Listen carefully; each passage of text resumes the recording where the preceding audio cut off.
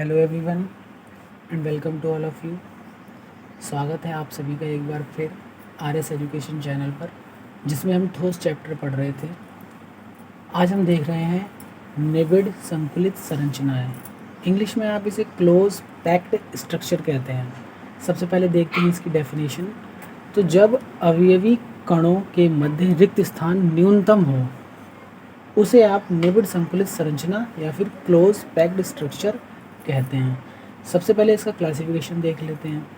तो ये 3 टाइप्स के होते हैं। बस फर्स्ट है एक विमीय निबिड़ संकुलित संरचना। ये यहाँ शॉर्ट फॉर्म में लिखा है, आप इसे पूरा नोट करेंगे। एक विमीय निबिड़ संकुलित संरचना।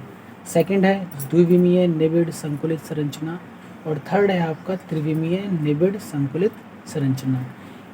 एक विमीय को आप जानते हैं कि इसमें अवयवी कण केवल एक सरल रेखा में व्यवस्थित किए जाते हैं। जैसे हम देख सकते हैं कि अगर एक विमीय है तो मान लेते हैं ये अवयवी कण है, इन्हें आप सरल रेखा में इस तरह व्यवस्थित कर देंगे। इसी तरह आप व्यवस्थित करते रहेंगे तो इसे कहेंगे एक विमीय निबिड़ संकुलित संरचना। सेकंड है द्विविमीय निबिड़ संकुलित संरचना। तो पहले देख लेते हैं कि इसके 2 टाइप्स हैं। फर्स्ट है द्विविमीय वर्ग निबिड़ संकुलित संरचना और सेकंड है द्विविमीय षटकोणीय निबिड़ संकुलित संरचना। इट मीन्स द्विविमीय निबिड़ संकुलित संरचना में एक बार आपको वर्ग प्राप्त होगा और एक बार आपको षटकोण संरचना प्राप्त होगी। थर्ड हम देख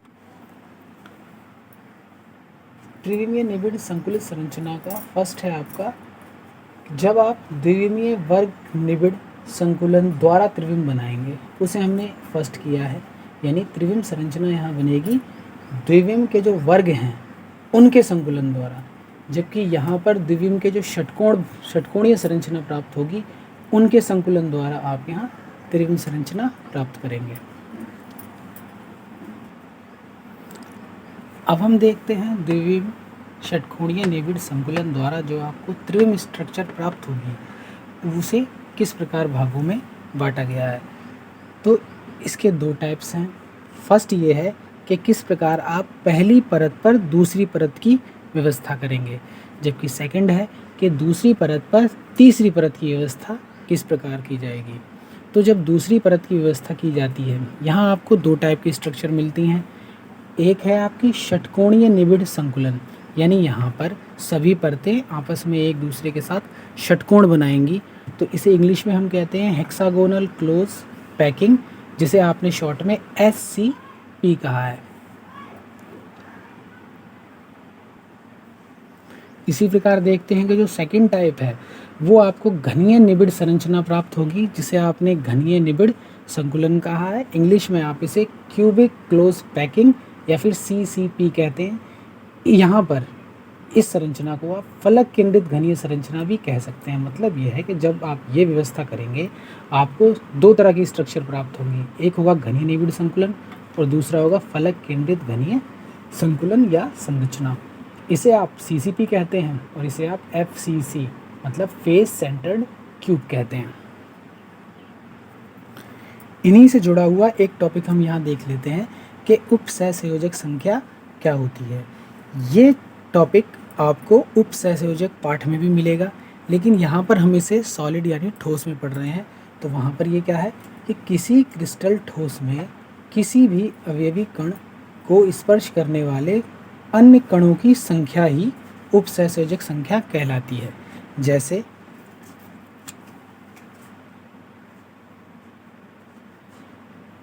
आप देख रहे हैं कि आपके सामने एक विमीय निबिड़ संकुलन है। तो यहाँ पर इस कण को हम इन्हें नाम दे देते हैं A, B, C और D। तो आप देख सकते हैं कि C को टच करते हुए यहाँ पर केवल 2 ही अवयवी कण हैं। तो C की उपसहसंयोजक संख्या कितनी हो गई? 2 हो गई। ऐसे ही आप और संरचना बना सकते हैं।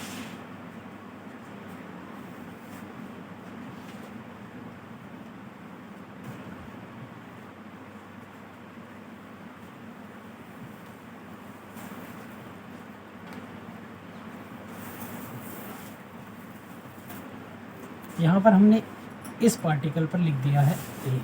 अब इसकी उपसहसंयोजक संख्या हम देखते हैं। तो आप देख रहे हैं कि ये एक जो अवयवी कण है ये आपके इस पे टच हो रहा है, इस पर और इस पर। तो इस अवयवी कण को जितने अन्य कण स्पर्श कर रहे हैं वही इसकी क्या है, उपसहसंयोजक संख्या है। तो यहाँ पर एक ही उपसहसंयोजक संख्या कितनी है, 4 है।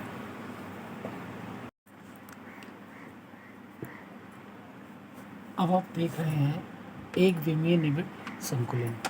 तो वह संकुलन जहाँ पर अवयवी कण एक सरल रेखा में व्यवस्थित होते हैं, या फिर आप कह सकते हैं सभी अवयवी कणों के केंद्र एक सरल रेखा में व्यवस्थित हों, तो इस तरह की व्यवस्था को आप एक विमीय निबिड़ संकुलन कहते हैं। जैसा कि आप देख रहे हैं कि ये एक अवयवी कणों की सीधी पंक्ति है। अगर यहाँ आप सभी के केंद्र मिलाएं तो वो क्या लगभग आपके एक ही सीध में इस तरीके से आ जाएंगे। अब हम देखते हैं द्विविमीय निबिड़ संकुलन। तो सबसे पहले देखते हैं कि इसे किस प्रकार बनाया जाता है। तो जब एक विमीय पंक्तियों को एक दूसरे पर व्यवस्थित किया जाता है तब आपकी द्विविमीय निबिड़ संकुलन संरचना बनती है। ये संरचना दो प्रकार की है, एक है वर्ग निबिड़ संकुलन और दूसरा है षटकोणीय निबिड़ संकुलन। मतलब इस प्रकार के संकुलन में आपको वर्ग प्राप्त होगा। जब पंक्तियाँ एक दूसरे पर व्यवस्थित होंगी तब वर्ग प्राप्त होगा, और यहाँ पर पंक्तियों को व्यवस्थित करने से आपको षटकोण मिलेगा। तो सबसे पहले देखते हैं वर्ग निबिड़ संकुलन। देखिए, इसमें सभी पंक्तियों के अवयवी कणों के केंद्र क्षैतिज व ऊर्ध्वाधर रूप से एक सरल रेखा में होते हैं। तो आप देख रहे हैं कि आपने यहाँ पे कुछ अवयवी कण व्यवस्थित किए हैं। आप अगर इनके केंद्रों को मिलाएं तो ये सब एक सरल रेखा में इस प्रकार मिलते हुए प्रदर्शित होंगे। और इसी प्रकार अगर इन्हें नीचे से सभी गोलों के केंद्रों को मिलाएंगे आप तो ये सरल रेखा में आएंगे। ऐसे ही जब आप ऊपर से नीचे की ओर या नीचे से ऊपर की ओर इनके केंद्रों को मिलाएंगे तो भी ये सब इस प्रकार एक सरल रेखा में आते हैं। तो वही आपने लिखा था कि अवयवी कणों के केंद्र क्षैतिज व ऊर्ध्वाधर रूप से एक सरल रेखा में हो। क्योंकि यहाँ पे सभी पंक्तियाँ एक ही समान व्यवस्थित हैं तो हमने इन्हें ए नाम दिया है, और इसी प्रकार ये आगे चलता रहेगा। अब देखिए, यहाँ पर हर एक कण 4 अन्य कणों के स्पर्श में आ रहा है, इसीलिए यहाँ पर उपसहसंयोजक संख्या कितनी होती है, 4 होती है। अब हम बात करते हैं षटकोणीय निबिड़ संकुलन की। तो यहाँ पर द्वितीय पंक्ति के अवयवी कण प्रथम पंक्ति के अवयवी कणों के गर्त में व्यवस्थित होते हैं। सेकंड पॉइंट है कि तीसरी पंक्ति प्रथम पंक्ति के समान होगी और चौथी पंक्ति द्वितीय पंक्ति के समान होगी। इसी प्रकार व्यवस्था लगातार चलती रहती है। तो आप चित्र में देख सकते हैं कि ये आपकी मान लीजिए एक पंक्ति है, इसमें आपने इसके जो गर्त हैं, मतलब देखिए एक बार मान लेते हैं कि ये एक पंक्ति है।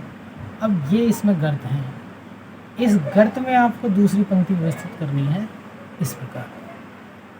तो ये पहली पंक्ति जिसका नाम आपने ए दिया, ये दूसरी पंक्ति जिसका नाम आपने बी दिया। फिर जब आपने तीसरी पंक्ति व्यवस्थित की है तो पहली पंक्ति और तीसरी पंक्ति के जो केंद्र है, अवयवी कणों के केंद्र हैं, ये एक सीध में आते हैं, इसलिए हम इसे ए नाम दिया है। तो ये परत भी आपकी ए होगी और बीच वाली को हमने नाम दे दिया है बी। तो यहाँ पे अवयवी, यहाँ पर आपकी इस स्ट्रक्चर को आप ए बी ए भी कह सकते हैं। इसी तरीके से व्यवस्था आगे चलेगी। अब यहाँ पे देखिए कि अगर इस एक कण को स्पर्श करते हुए ये 6 कण हैं, इनके केंद्रों को मिलाया जाए तो यहाँ पे एक षटकोण प्राप्त हो रहा है। क्योंकि यहाँ षटकोण प्राप्त हो रहा है इसीलिए आप इसे षटकोणीय निबिड़ संकुलन कहते हैं।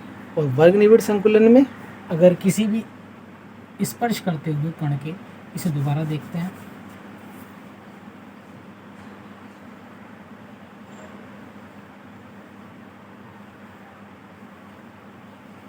आप जब ये संरचना बनाएं तो इस प्रकार बनाएं कि सभी गोलों का आकार समान हो। अब यहाँ पर हम इस कण की बात कर लेते हैं। इसको स्पर्श करते हुए आपके पास ये 4 कण हैं। अगर इनके केंद्रों को मिलाया जाए तो यहाँ पर एक वर्ग प्राप्त होता है। क्योंकि यहाँ वर्ग प्राप्त हो रहा है इसलिए आप इसे कहेंगे वर्ग निबिड़ संकुलन, और क्योंकि यहाँ पे षटकोण प्राप्त हो रहा है इसलिए इसे कहते हैं षटकोणीय निबिड़ संकुलन। यहाँ पर एक कण को टच करते हुए 4 कण हैं, इसलिए यहाँ उपसहसंयोजक संख्या कितनी है आपकी 4 है। जबकि यहाँ पर इस कण को देखिए, इसे स्पर्श करते हुए 6 अन्य कण हैं, तो यहाँ उपसहसंयोजक संख्या कितनी हो गई आपकी 6 हो गई।